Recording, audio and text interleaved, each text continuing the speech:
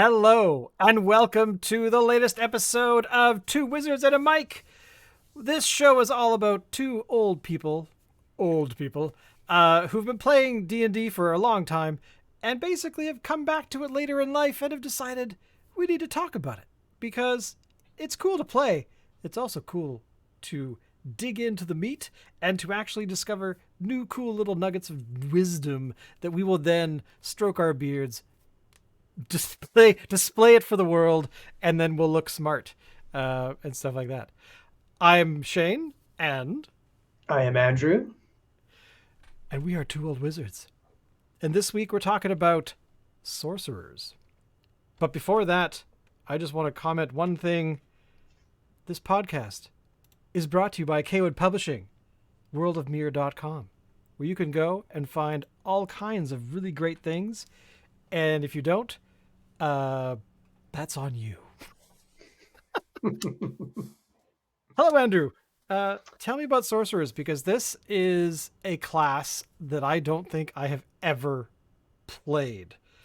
I know so little about it. I actually opened up my book earlier today and actually read the section on sorcerers, and I knew very little. So, Yes. educate me. So we're continuing in our look at all of the classes in D&D, currently 5e, soon to be 5.5. So we have a couple of classes left, Sorcerer today and then Warlock next. And Sorcerer, here we're looking at a conjurer, a spellcaster who gets their magic from inside themselves. It's not a wizard who studies the spell book to learn their spells, or a cleric who gets their divine magic from a deity, or a druid who gets it from nature, or there's some other magic in 5e. Doesn't really make sense, but I was just thinking today I probably will pull magic out of. We've already made a ranger that doesn't use magic. I think I would take magic away from monks and bards too, and just keep it for the casters. And this caster is an innate magic user. They can also alter their magic more than other casters. They can actually change it and bend it, and they're not a part of the original game. The original Dungeons and Dragons had magic users and illusionists, and magic users are basically wizards. But there were no sorcerers and there were no warlocks in the beginning. And then the sorcerer arrived actually in third edition. So it hasn't really been around very long compared to the other classes. There are some notable sorcerers. So a popular series of books called the Dresden Files has a wizard in it called Harry Dresden, but actually he's more of a sorcerer for the most part. Most of his magic is innate. You also have a character like the Snow Witch in the Narnia series. Again, doesn't study her magic from a book. You have a really great novel called Jonathan Strange and Mr. Norrell, a very, very long book, more of almost like a historical book, and then an incredible last 100 or 200 pages of action that just flies past. But that book really shows you the difference between a wizard and a sorcerer in many ways. And Mr. Norrell would be the sorcerer, as his magic is innate. It's just part of him. Then you have a Sounds like character. a force user, like the youngling types in Star Wars. That Yeah, yeah, they're force sensitive or whatever the thing is called.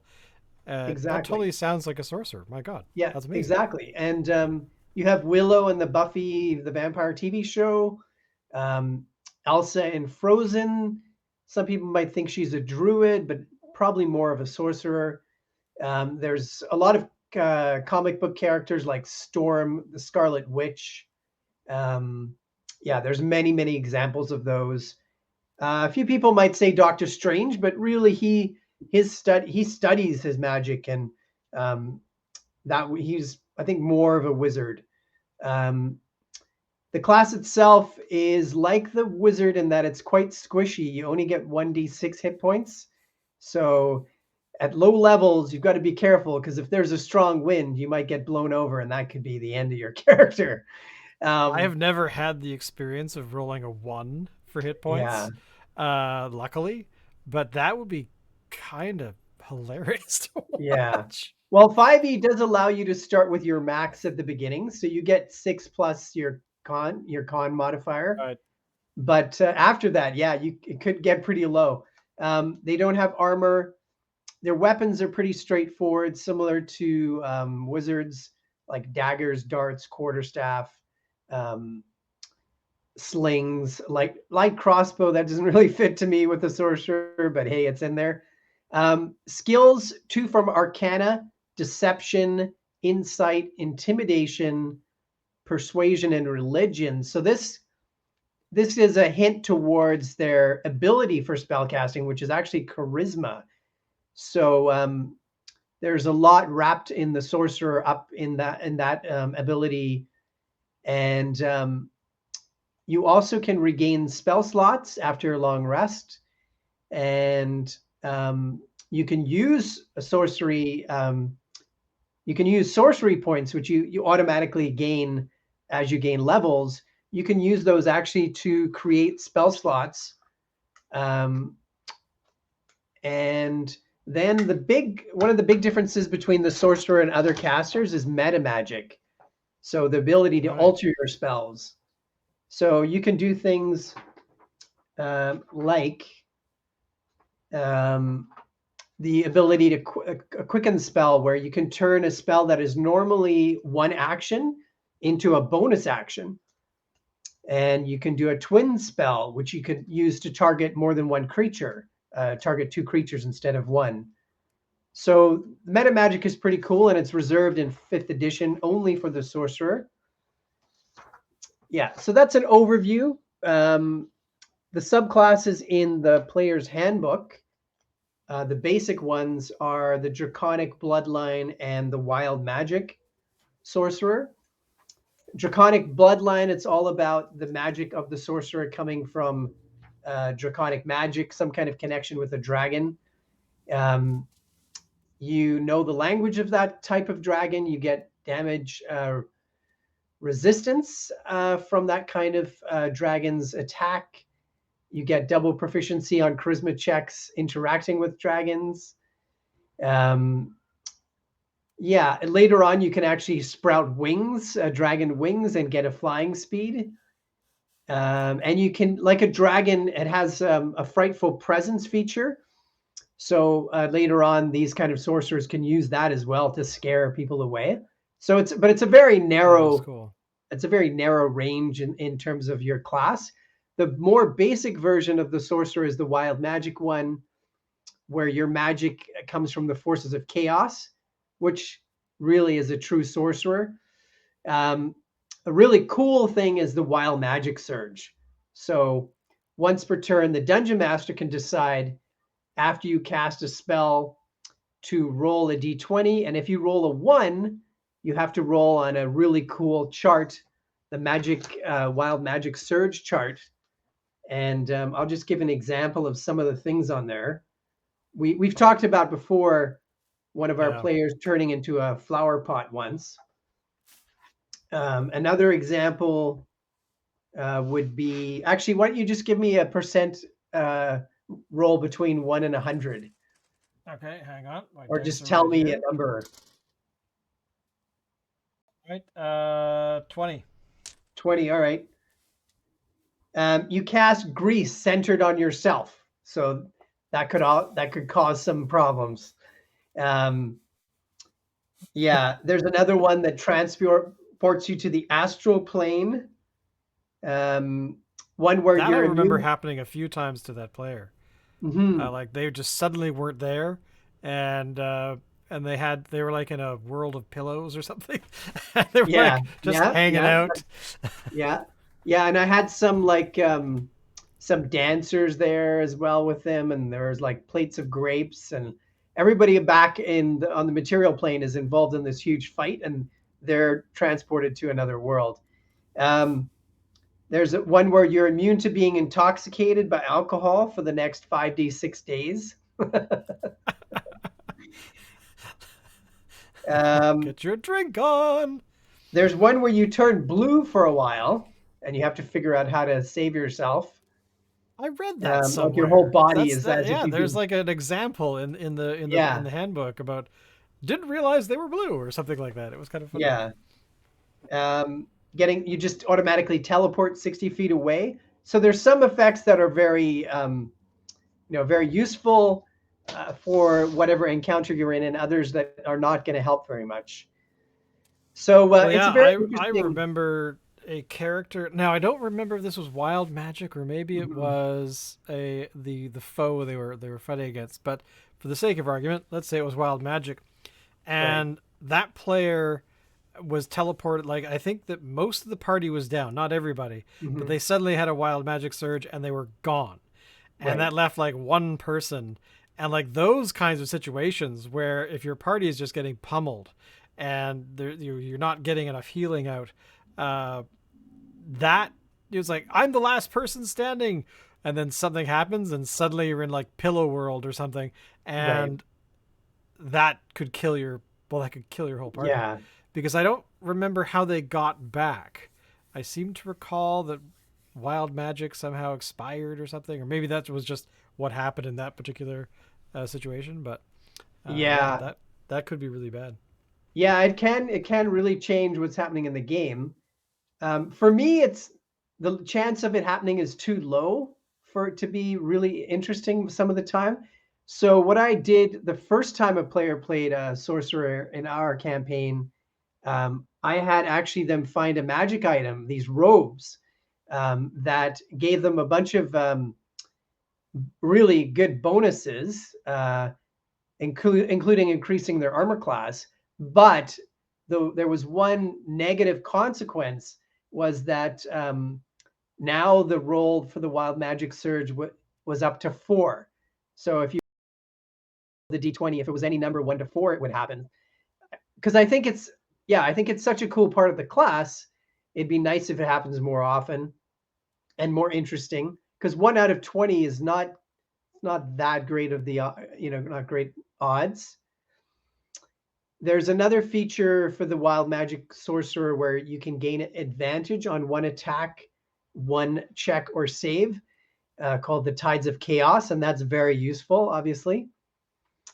Another one where the sorcerer can use their reaction and 2 sorcery points to get a d4 as a bonus or as a penalty to another creature having another creature's attack, save, or check. So that's quite powerful as well. That is cool. Later on at higher levels, as far as the wild magic surge goes, there's a feature called controlled chaos. So instead of rolling once, you roll twice on the wild magic surge table, and the player gets to choose which effect they want. Which is very useful in situations where you could be teleported away. That's interesting. Exactly. I like that. I like that a lot. Another one later at high levels, you can increase the damage that your spells do. So, in general, the spell casting of the sorcerer, there's a lot of attack spells, like war magic for a wizard. And yeah, there's a lot of, you can do a lot of damage as a sorcerer. There's a lot of, and actually, most of the notable spells for sorcerers are attack spells, I think. You, of course, have the firebolt cantrip, which is really useful. Can do actually decent damage once you get to, I think, 5th level and above. You have Mage Armor, of course, which wizards and sorcerers are not going to survive out without. Um, Blur is a great spell to help protect yourself. The enemy just has this blurred target. Misty Step, a really great spell that I think every wizard and sorcerer should take. So you have I think it's a bonus action, and you can just teleport away 30 feet. You disappear in this like silvery mist and then reappear 30 feet over. And that spell is one of the most used spells by PCs and NPCs in all of our campaigns. There's Scorching Ray, which is a great attack spell. You have 3 rays that you shoot out. You have to make melee attacks for them, and they do significant damage as you gain levels.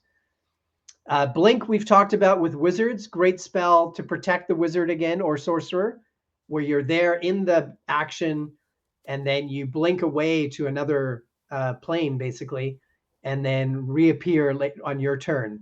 And it doesn't always happen. There's a chance that it doesn't go off, but very useful. And then attack spells like Fireball and Lightning Bolt, Chain Lightning.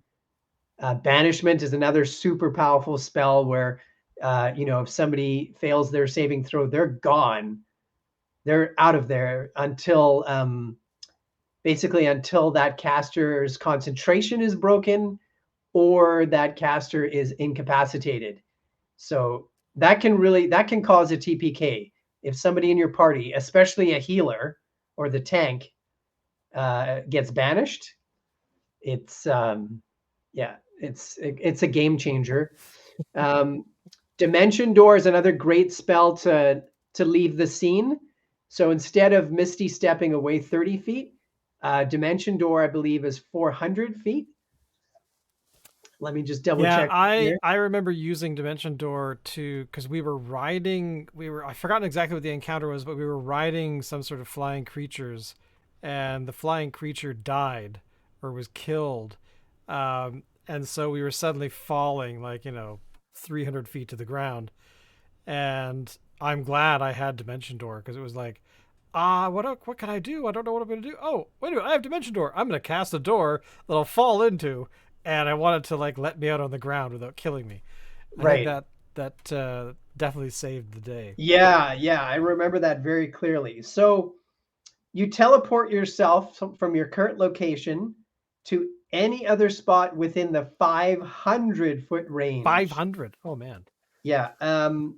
You arrive exactly at the spot you desire. It has to be a place you can see, or you can visualize, or one that you can describe by stating the distance and direction. So it's a very powerful spell.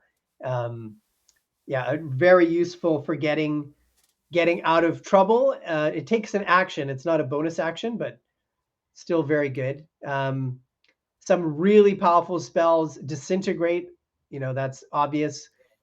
Delayed Blast, Fireball, a Finger of Death. And then another great one, of course, to get out of trouble: Plane Shift.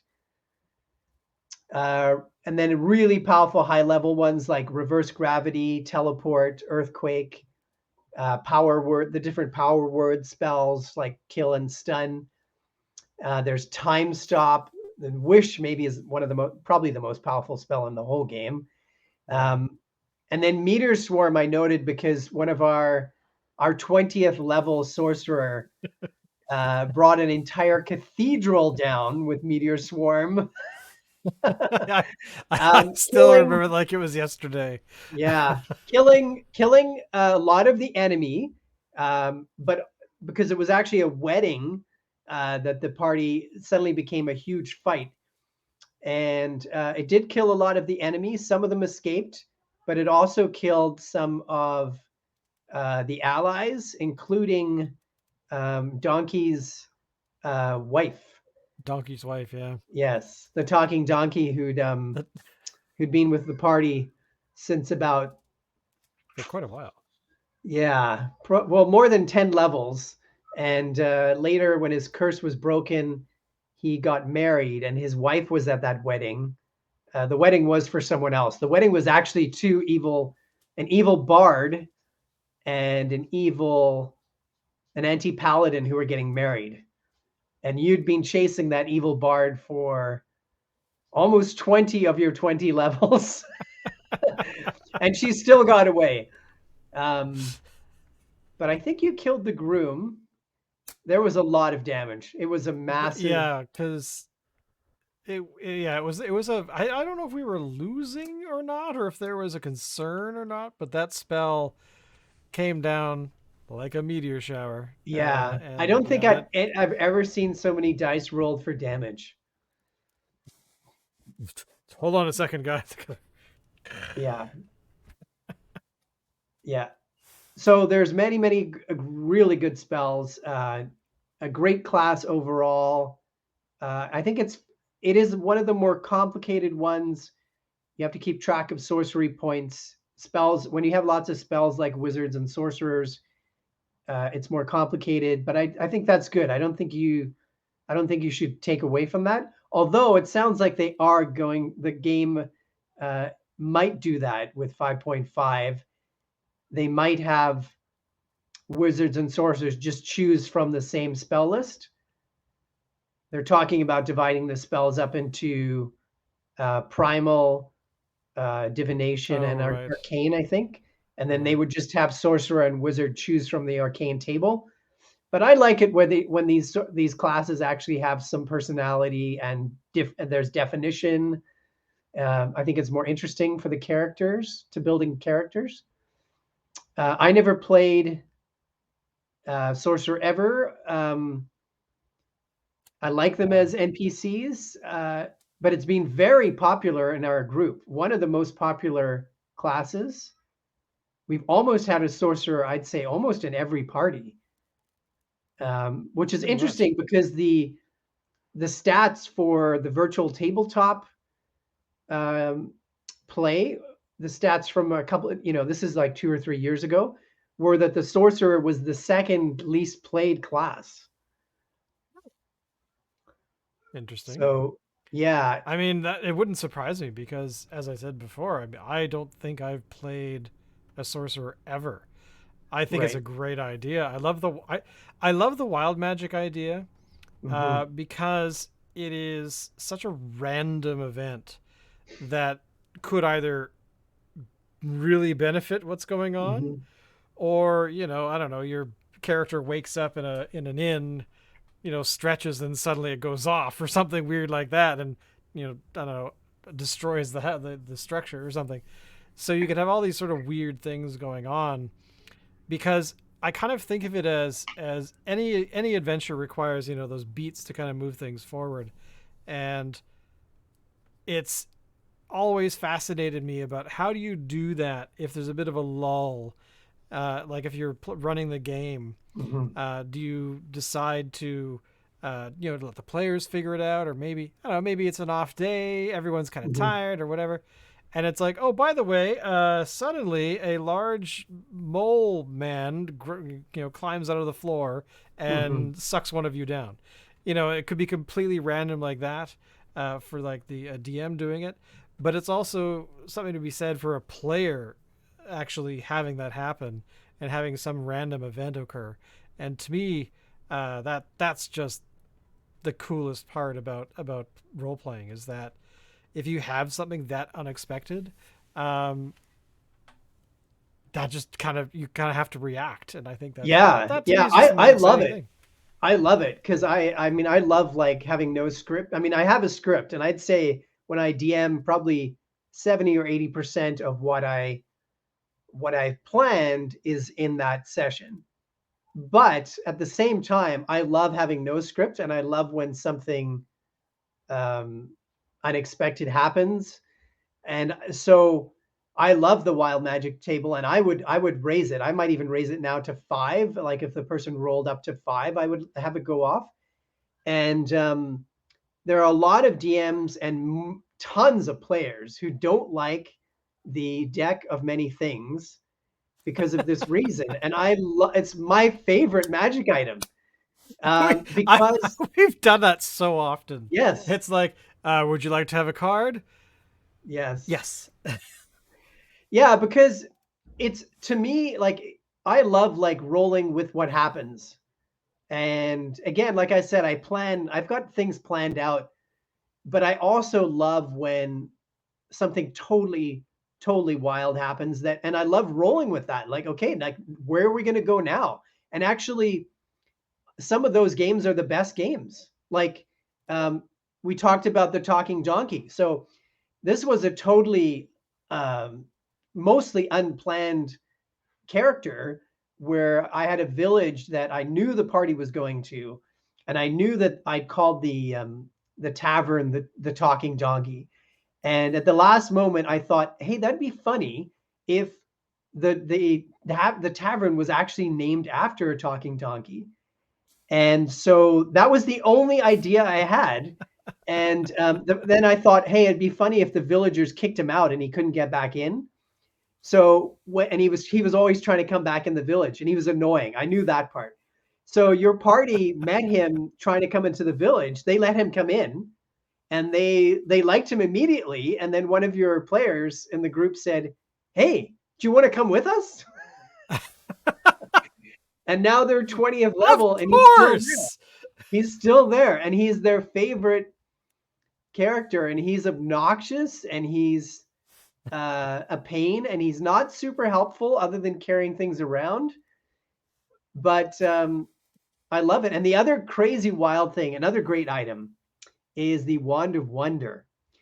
So your party was in an inn, and one of your players was getting annoyed at an elf group who were up on stage, a group of elf bards, and they were playing like flutes and sort of what's a flute? Who's an annoying flute musician? What's that guy's name? Oh, Kenny G. Is his name Sure. So it was what's like, the thing? Yeah. yeah. So it was like five elf Kenny G's up on stage, and she was just she couldn't stand it anymore. So she pulls her wand of wonder out, and she casts a spell. Now it's random, so you roll on the table, and she rolled fireball, and so she burned the entire inn to the ground. And your party, your party is like later just going down the road, and then a really good companion you'd had for a long time, this paladin, I think. Is it a paladin?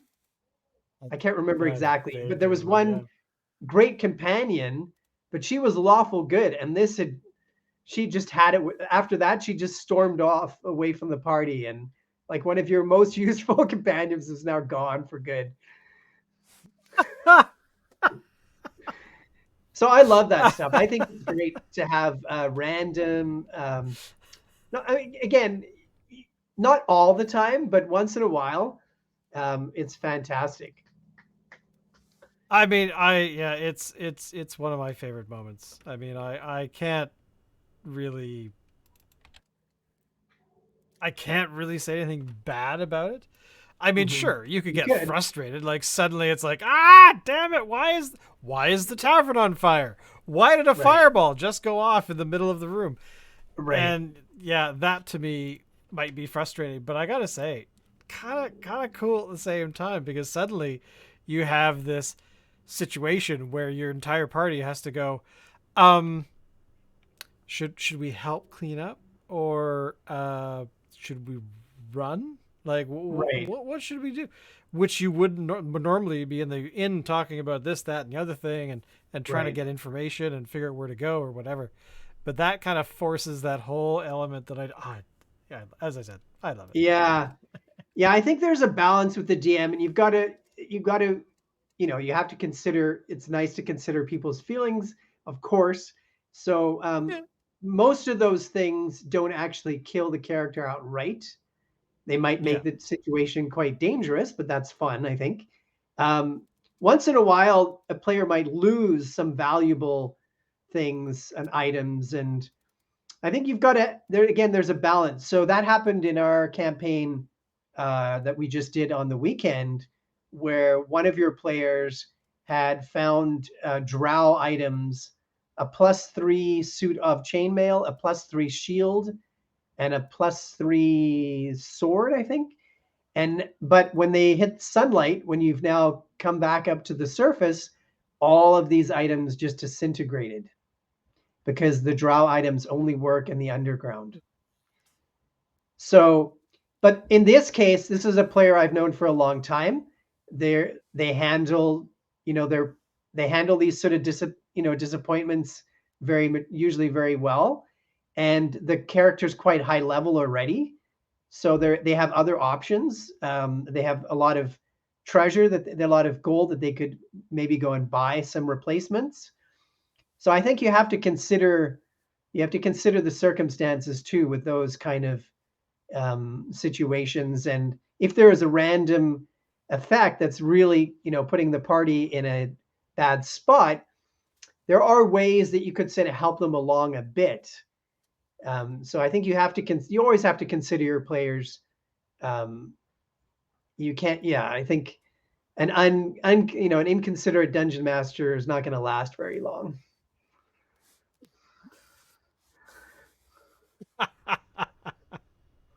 That to me has got to be the most diplomatic way of saying, stuff happens, life isn't fair. Fine, I'll figure out a way for you to have your +3, whatever. Because you're whining Oh in my no, kitchen, and I'm upset about that. yeah. In this case, they just lost their stuff. But like I said, I knew it was it was a good time for that to happen if there's a good time. So pros for the sorcerer, all the attack spells for a sorcerer, you can be quite useful. Um, there's a lot of opportunity to be creative with all the builds of the sorcerer. The wild magic, obviously, we've talked how much we like it. The wild Yeah. magic surge, a lot of great role playing. I think options where you have a character who the magic is innate, right? So maybe they've had a lot of challenges, growing up. You know, maybe the magic has come out spontaneously as they grew up, and maybe they got thrown out of their village, or their family, has banished them. So there's so many good options, I think, for role playing, fun ideas for characters. There's a lot of people who take dark roads with their sorcerer character, which you can. um, the cons, the low hit points, you're very squishy like the wizard, no armor. Other than that, I don't really see that many cons. I think it's another great class. I think a lot of 5e, the rules are really solid. I don't know why they'd want to change them. But overall, I Well, think yeah. it's good. I agree. I think that there is definitely this makes me want to play a sorcerer at some point, probably sooner than later. Mainly because and this is the other thing too, is like it's a challenge to be able to play these kinds of combinations of skills for a class, because you could have a like a sorcerer, for example. You have a wide variety of things you can do in terms of Mhm. subclasses. Like right off Yeah, the bat, there's, as long as you've picked up the the collection of resources out there, um, like from Tasha's Xanathar, primarily. Those have about what, one, two, three, four, five, six, seven different subclasses you can choose subclasses. from. Yeah, And but even though, I gotta say, wild magic is my bomb. But that's the thing, is that these elements make it hard to play, but it also makes it fun to play, because uh, I think my sort of outlook on being a player is that if the character dies, here's another sheet. There we go. yeah, Roll a few dice. You're back in the yeah, game. I tend not to. I tend to sort of go from the sort of kill your darlings kind of thing, where if you have characters that you really want mhm. to play, uh, then do it, and then do it again, but change something. Make it a Right. little more different, or flip it 180 and say, okay, well, this character was, and one of the players in our party is so good at this, Yeah. where if there's an element where it's like, I really hate music or something, Hmm. they play that to the core. Yeah. And that kind of stuff is amazing to watch, because on one level inside you're kind of like, oh, come on, don't do that, come on, what are you doing, Hmm. but but if you get past that little kind of hesitation, Hmm. and it's like, actually, no, yeah, totally do that, I'll back you up no matter what, Yeah. Yeah. that kind of thing. Yeah. And Yeah. something goes horribly wrong, it's like, well, the tavern is burning down, there's a crater in the ground, Yeah. 17 people are now dead, Yeah. so let's go. Dimension door, boom, out. That kind of stuff can be done, and it gives you that variety and that flavor of how to play these kinds of. At the end of the day, what is it? A game. Stick. Exactly, and I don't get. I mean, I honestly, I don't get it. And I've played with players like this before, where they really love the characters they have, Hmm. and if anything goes wrong with them, they Yeah. they carry a chip on their shoulder. It's like, Yeah. and I'm like, why? What is? It's not like you brought your dog here and we Yeah, started it or something. Like, yeah. what? It Yeah, anyway. I even had a player who, well, it was actually the host of the game who was a player when I was the DM, who just because their player got badly beaten up one game, that was it. And the game was over, the group was over. Um, just because their paladin just got the you know what beat out of them one session, and they weren't, I don't even know if they were unconscious, maybe they were unconscious at some point, but they didn't die, and they still they still could.